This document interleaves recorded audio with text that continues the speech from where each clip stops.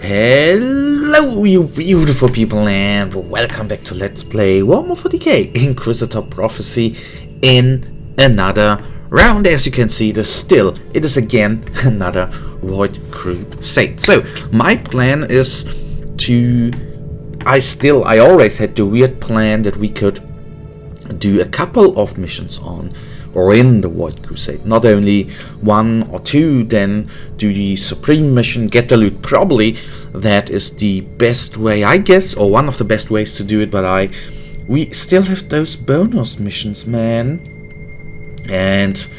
or secret missions. That is what I want to do. So guys, with no further ado, as usual, we do not have any mission description available right here, so we will just jump into this little death world. What I did not say by now, it is a purge against Khorne, so let's jump into it.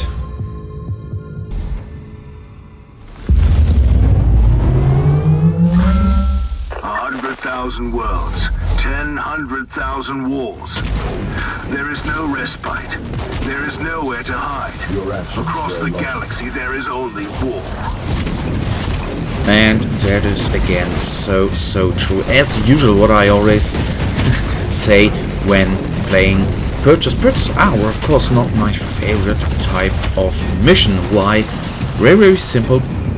You need to kill every bloody enemy and need to, go into every corner of the map.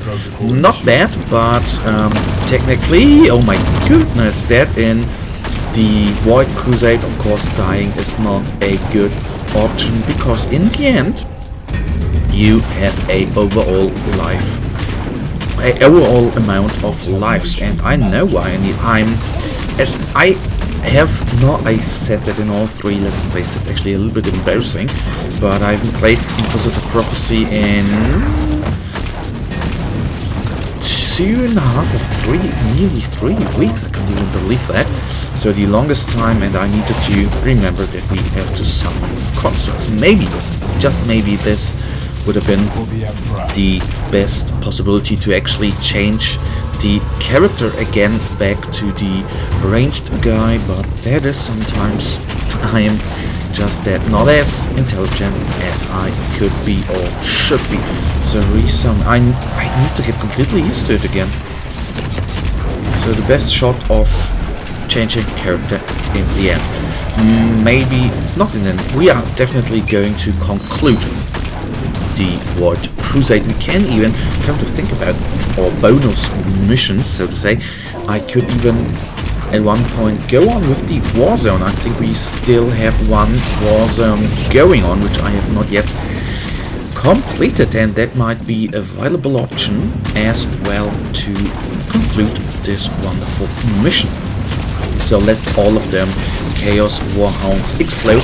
They are simple, small, and technically not worthy opponents, but anyhow, which opponent is in the end ever unworthy our attention? These guys gone.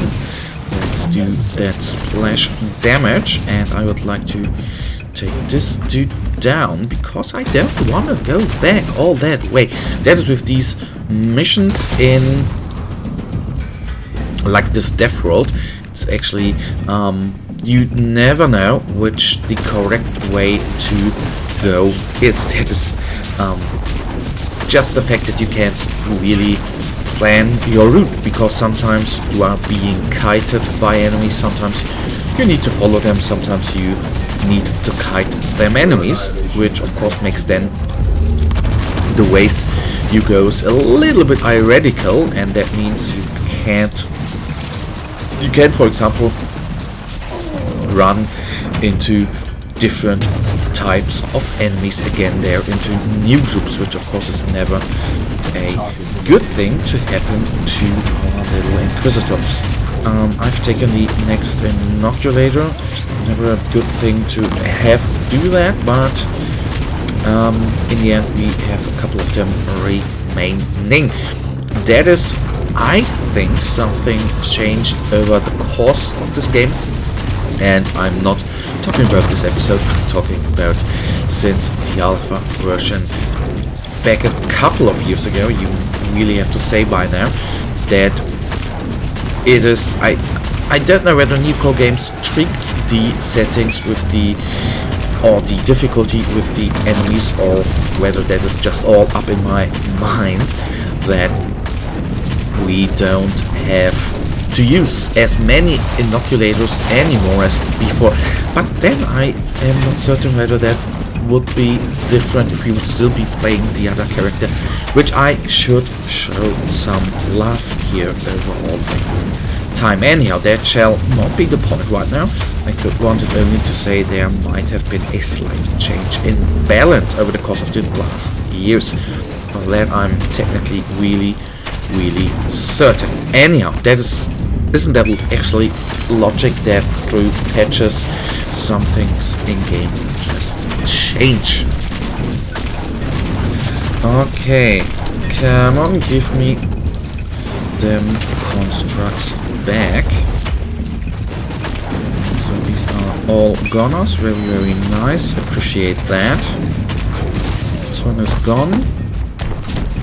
Constructs we need to resummon, of course, although 2 or 3 is acceptable in my opinion.